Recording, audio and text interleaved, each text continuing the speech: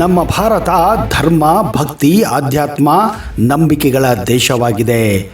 2015ರ ಒಂದು ವರದಿಯ ಪ್ರಕಾರ ಭಾರತದಲ್ಲಿ 35 ಲಕ್ಷಕ್ಕಿಂತ ಹೆಚ್ಚು ದೇವಸ್ಥಾನಗಳಿವೆ.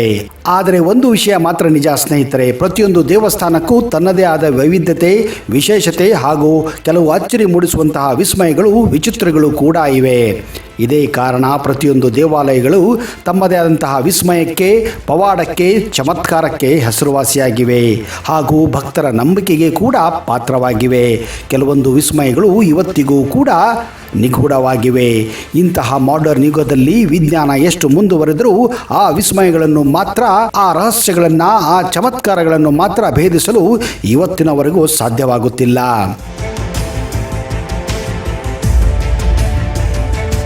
ಬನ್ನಿ ಸ್ನೇಹಿತರೆ, ಇವತ್ತಿನ ಈ ವಿಡಿಯೋದಲ್ಲಿ ನಿಮಗೆ ಇಂತಹದೇ ಒಂದು ವಿಸ್ಮಯಕಾರಿ ದೇವಸ್ಥಾನದ ಬಗ್ಗೆ ಸಂಪೂರ್ಣವಾದ ಮಾಹಿತಿಯನ್ನು ಕೊಡಕ್ಕೆ ಹೋಗ್ತಾ ಇದ್ದೀನಿ.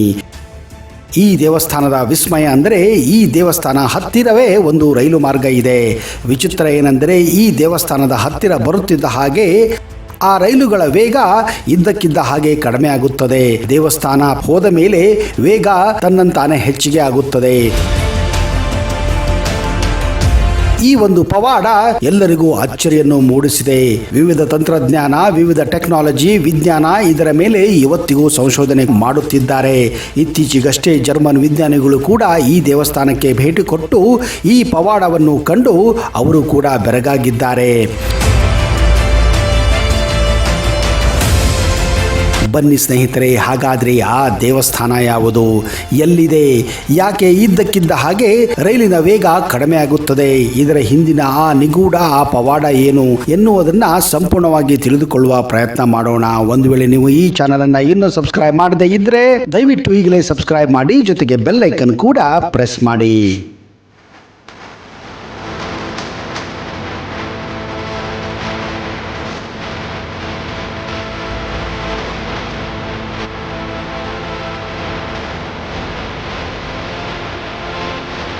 ನಮಸ್ಕಾರ ಸ್ನೇಹಿತರೆ.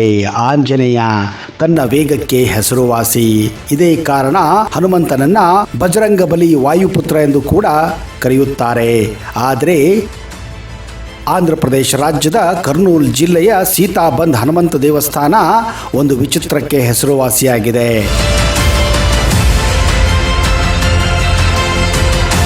ಹೌದು, ಈ ದೇವಸ್ಥಾನದ ಪಕ್ಕದಲ್ಲೇ ಒಂದು ರೈಲ್ವೆ ಟ್ರ್ಯಾಕ್ ಇದೆ. ಈ ದೇವಸ್ಥಾನ ಇನ್ನೂ ಅರ್ಧ ಕಿಲೋಮೀಟರ್ ಇದ್ದ ಹಾಗೆ 150 ಕಿಲೋಮೀಟರ್ ವೇಗದಲ್ಲಿ ಚಲಿಸುತ್ತಿದ್ದಂತಹ ರೈಲು ಇದ್ದಕ್ಕಿದ್ದ ಹಾಗೆ 30ರಿಂದ 40 ಕಿಲೋಮೀಟರ್ ವೇಗಕ್ಕೆ ತಿರುಗುತ್ತದೆ. ಅಂದರೆ ಅಷ್ಟು ವೇಗ ಕಡಿಮೆ ಆಗುತ್ತದೆ. ಮತ್ತೆ ಈ ದೇವಸ್ಥಾನ ದಾಟಿದ ಅರ್ಧ ಕಿಲೋಮೀಟರ್ ನಂತರ ಆ ರೈಲಿನ ವೇಗ ಮೊದಲಿನ ವೇಗಕ್ಕೆ ಸರಿ ಹೋಗುತ್ತದೆ. ಒಂದು ವಿಸ್ಮಯ ಅಂದರೆ, ಈ ಅಚ್ಚರಿಯನ್ನು ಅದರಲ್ಲೂ ರೈಲ್ವೆ ಚಾಲಕರಿಗೆ ಒಂದು ದೊಡ್ಡ ಸವಾಲಾಗಿದೆ.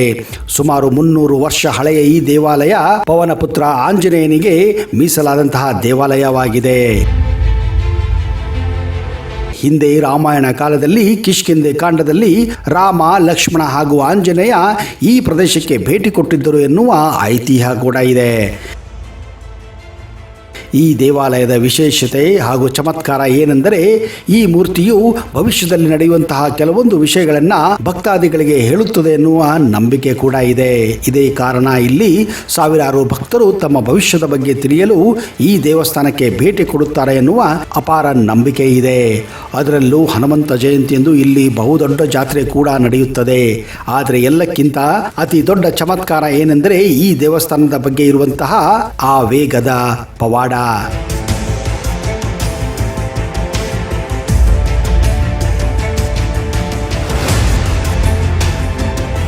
ಈ ಚಮತ್ಕಾರ ಸುಮಾರು 65 ವರ್ಷಗಳಿಂದ ನಡೆದುಕೊಂಡು ಬಂದಿದೆ ಎಂದು ನಂಬಲಾಗಿದೆ. ಅದು 1955ನೇ ಇಸವಿ ಜುಲೈ ತಿಂಗಳು 16ನೇ ತಾರೀಕು ಬೆಳಗಿನ ಜಾವ ಈ ದೇವಸ್ಥಾನದ ಪೂಜಾರಿ ರಾಮಯ್ಯನ ಮನೆ ಆ ರೈಲ್ವೆ ಟ್ರ್ಯಾಕ್ ಆಚೆ ಇತ್ತು. ಪ್ರತಿನಿತ್ಯ ಪೂಜಾರಿ ತನ್ನ ಮನೆಯ ಹತ್ತಿರ ಇರುವ ಬಾವಿಯಿಂದ ನೀರನ್ನು ತೆಗೆದುಕೊಂಡು ಈ ದೇವಸ್ಥಾನಕ್ಕೆ 6 ಗಂಟೆ ಸುಮಾರಿಗೆ ಹೋಗುವ ವಾಡಿಕೆ ಇತ್ತು. ಆದರೆ ಆ ದಿನ ಮುಂಜಾನೆ ಸ್ವಲ್ಪ ಮುಸುಕು ಇದ್ದಿದ್ದರಿಂದ ರೈಲ್ವೆ ಬರುವುದು ಪೂಜಾರಿ ಕಣ್ಣಿಗೆ ಕಾಣಿಸುವುದಿಲ್ಲ. ಇದರಿಂದ ರೈಲ್ವೆ ಹಳಿಯನ್ನು ದಾಟುವಾಗ ಪೂಜಾರಿಯ ಮೇಲೆ ವೇಗವಾಗಿ ಹೋಗುತ್ತಿದ್ದ ರೈಲು ಹಾದು ಹೋಗಿ ಪೂಜಾರಿಯ ಮರಣವಾಗುತ್ತದೆ. ಈ ಘಟನೆ ನಡೆದ ಮೇಲೆ ರೈಲು ಈ ದೇವಸ್ಥಾನ ಹತ್ತಿರ ಬರುತ್ತಿದ್ದ ಹಾಗೆ ಇದ್ದಕ್ಕಿದ್ದ ಹಾಗೆ ಅದರ ವೇಗ ಕಡಿಮೆ ಆಗುತ್ತಿದೆ ಎಂದು ಈ ಗ್ರಾಮದ ಜನರ ಗಮನಕ್ಕೆ ಬಂದಿದೆ. ಯಾಕೆ ಹೀಗೆ ಆಗುತ್ತದೆ ಎಂದು ರೈಲ್ವೆ ಚಾಲಕರು ಕೂಡ ಆಶ್ಚರ್ಯ ಪಡುತ್ತಿದ್ದಾರೆ.